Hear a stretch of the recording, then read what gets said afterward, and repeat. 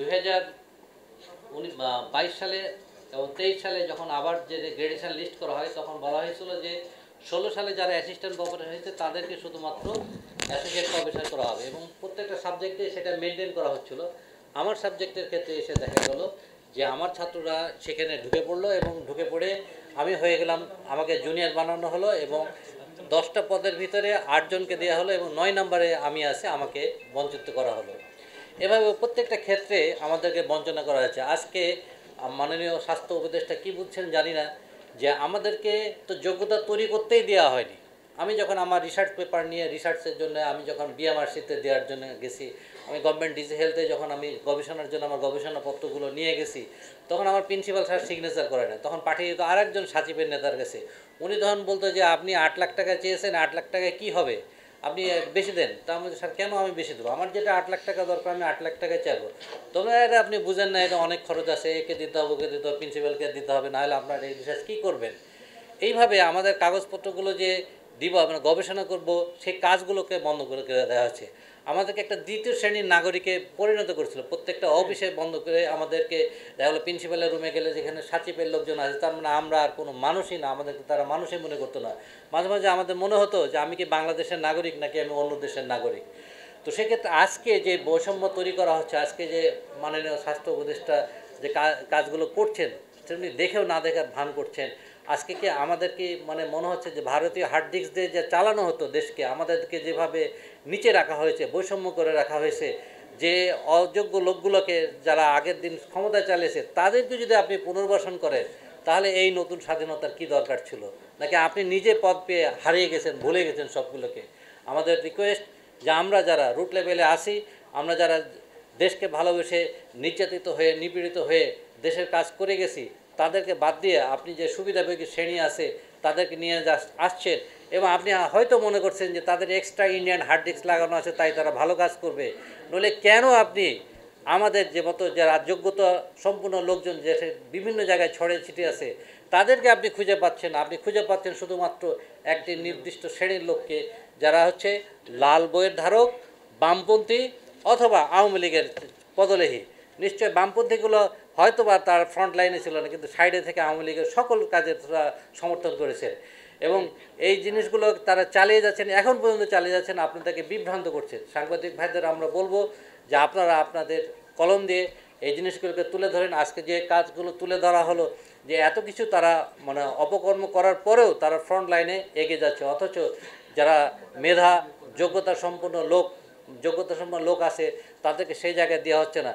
তাহলে আগামী দিনের বাংলাদেশকে কিভাবে গড়ার আমরা স্বপ্ন দেখতে পারি। জুলাই আগস্টের ছাত্র জনতার গণ অভ্যুত্থানে মেডিকেল সেক্টরের ছাত্র, ডাক্তার, নার্স, মেডিকেল টেকনোলজিস্ট ও স্বাস্থ্যকর্মীদের অবদান রয়েছে।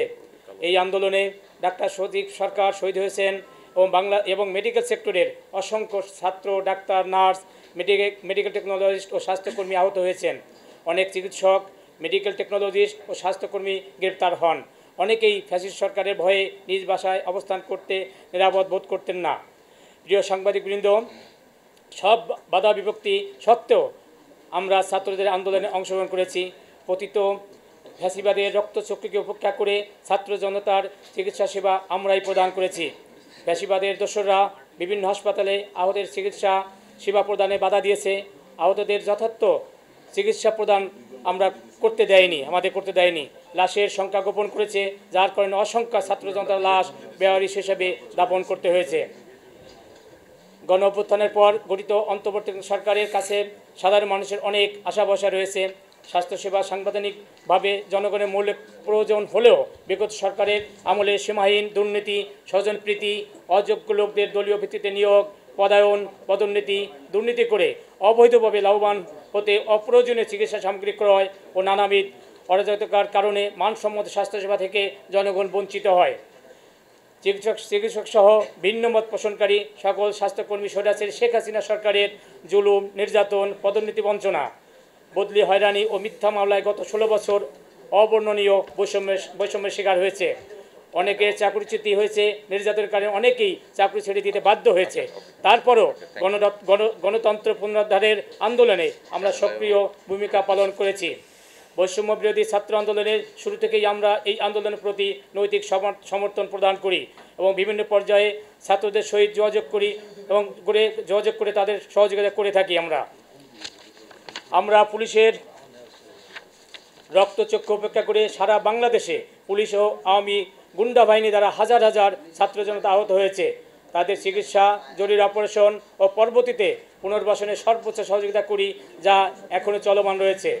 প্রিয় সাংবাদিক ভাই বোনেরা, আপনারা অবগত আছেন, ফ্যাসিবাদের দোসর তৎকালীন স্বাস্থ্য অধিদপ্তরের তৎকালীন লাইন ডিরেক্টর এনসিডিসি, বর্তমান নবনিযুক্ত মহাপরিচালক ডাক্তার রবিদ আমিন, পরিচালক প্রশাসন doctor Harunur Rashid, line doctor Nazbul Islam Munna, line doctor Sohel Mahmud, উপপরিচালক মোবারক হোসেন দিগন্ত, নিপসমের পরিচালক ডাক্তার সামিউল ইসলাম সাদি সহ স্বাস্থ্য অধিদপ্তরের অন্যান্য পরিচালক, লাইন ডাক্তার, উপপরিচালক, সহকারী পরিচালক, বিভিন্ন মেডিকেল কলেজ হাসপাতালের পরিচালক, ইনস্টিটিউটের পরিচালক সহ কর্মকর্তারা সরকারি হাসপাতালে আহত ছাত্রদের চিকিৎসা দেওয়ার ব্যাপারে প্রতিবন্ধকতা সৃষ্টি করেছে এবং আমরা হাসপাতালের ছাত্রলীগের পেটুয়া বাহিনী ও পুলিশ বাহিনী আহতদের চিকিৎসা কার্যক্রমে বাধা সৃষ্টি করেছে। এমনকি নিহত ছাত্র জনতার লাশের সংখ্যা গোপন করেছে এবং ছাত্র জনতার লাশগুলোকে সরকার দিয়ে বেওয়ারিশ হিসেবে দাফন করতে সাহায্য করেছে। কিন্তু আমরা সরকারি ও বেসরকারি হাসপাতালের চিকিৎসা কার্যক্রম চালিয়ে আহত ছাত্র জনতার সুচিকিৎসার ব্যবস্থা করি। ফলশ্রুতিতে আমরা বদলি, শারীরিক নির্যাতন, হয়রানির শিকার হই।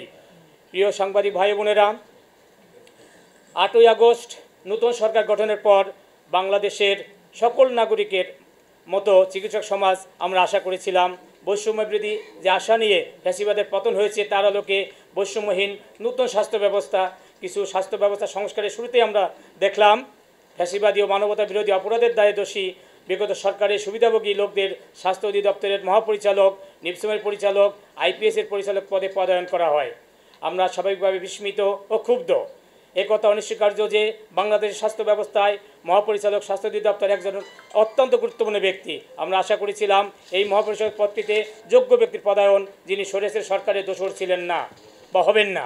কিন্তু নতুন পদায়িত ব্যক্তি ডাক্তার রবিদ আমিন ফ্যাসিবাদের একজন দোসর হিসেবে বিগত সরকারের সকল দুর্নীতি সিন্ডিকেটের একজন সক্রিয় সদস্য ছিলেন। 3/8/24 তারিখে ছাত্র জনতার আন্দোলনের বিরোধিতা করে ফ্যাসিবাদের দোসর চিকিৎসকদের অংশগ্রহণে যে শান্তি সমাবেশ করা হয়েছে, কিন্তু শহীদ মিনারে তার অন্যতম পরিকল্পনাকারী ও বাস্তবায়নকারী হিসেবে চিহ্নিত বর্তমান নিয়োগপ্রাপ্ত স্বাস্থ্য অধিদপ্তরের ভারপ্রাপ্ত মহাপরিচালক ডাক্তার রবিদ আমিন। ছাত্র জনতার আন্দোলনে যে চেতনার বিরুদ্ধে সেই ফ্যাসিবাদী চেতনার ব্যক্তি উচ্চবিলাসী পদলোভী চিকিৎসককে বৈষম্য বিরোধী চিকিৎসক সমাজ কোনোভাবেই মেনে নিতে পারছে না। আমি ক্যান্সার এপিডেমিওলজির প্রফেসর হিসেবে আমার অভিজ্ঞতা থেকে 1 মিনিটেই হয়তো বলবো। প্রথম কথা হলো যে আমাদের ন্যাশনাল ক্যান্সার কন্ট্রোল কাউন্সিল আছে, 15 বছর একটা মিটিং হয় নাই।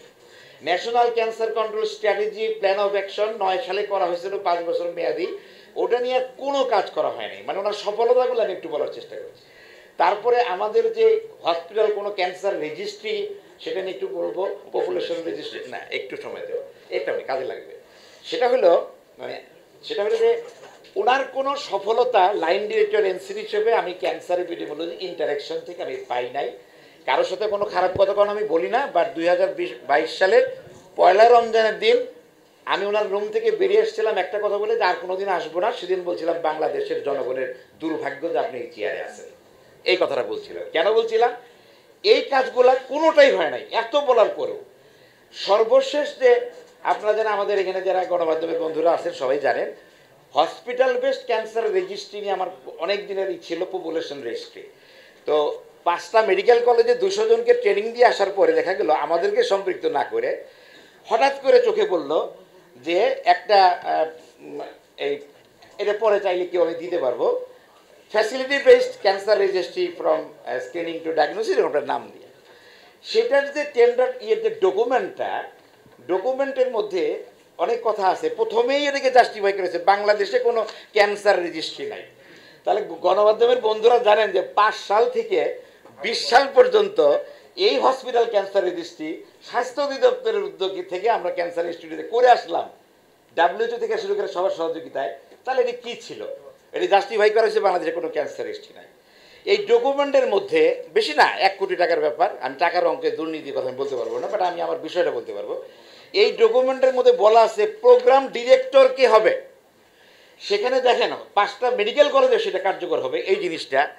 সেখানে programme director must be a full time university employed as associate full professor. এখন ক্যান্সার এপিডেমিওলজি ডিপার্টমেন্ট আছে, প্রফেসর আছে, অ্যাসোসিয়েট প্রফেসর সব আছে, টিম আছে। এটা বাস্তবায়ন হবে হাসপাতালগুলোতে, মেডিকেল কলেজ হাসপাতালে।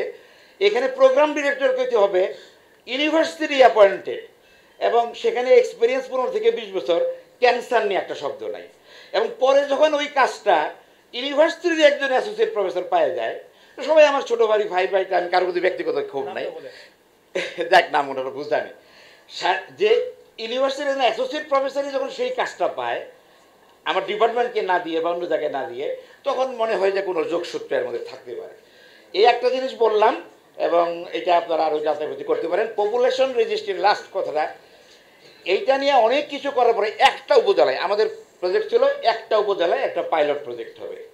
এইটা করার আগে একটা স্টেক হোল্ডার মিটিং, মানে স্টেক হোল্ডারদের মিটিং করতে হয়। অ্যাটলিস্ট আমি ছিলাম, আমার কথা বাদিয়ে দিলাম, ক্যান্সারের বিরুদ্ধে প্রফেসর বা অন্য যারা আছে, এই কাজটাও ঠিক ওই একই প্রতিষ্ঠানের একই লোকজন পাইছে। এবং সেটা হলো কোনো রকম পরামর্শ, আমি যে এই সাবজেক্টের প্রথম প্রফেসর বা আমি অ্যাক্টিভ এগুলো নিয়ে কাজ করি, একটা পরামর্শ দেওয়ার জন্য টাকা হয় নাই।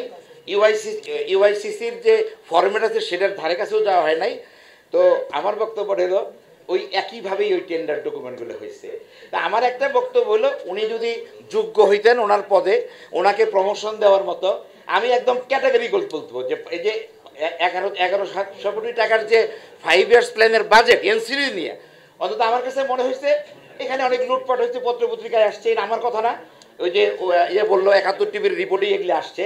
ওইখানে দেখলাম ওনার একটা বক্তব্য যে কারো শাস্তি দেওয়াটা আমার দায়িত্ব না। এটা কেমন কথা হলো? লাইন ডিরেক্টর পদে আসবে, যদি 1000 কোটি টাকা তসরুপ হয়ে থাকে মিডিয়ায় আসে, কেন উনি বলবে যে এটা আমার দায়িত্ব না? এই সব কিছু বলে আমার মনে হয় যে যে অফিসটা যেভাবে চলছে, যারা একদম টপে যারা ছিল, একটা একই মনের না হলে তো এখানে রাখা হয় না কাউকে, সেইটার থেকে আমার মনে হয় যে ওনার পারফরমেন্সও আমি মনে করি না যে স্বাস্থ্য অধিদপ্তরের, আমি তাকে একদম অযোগ্য মনে করছি লাইন ডিরেক্টর এনসিডি হিসেবে। এবং সেই জন্য বলে আসছিলাম যে আপনি যে পদে আছেন সেটা এই জাতির দুর্ভাগ্য। আমি এভাবে কাউকে বলি না কখনো।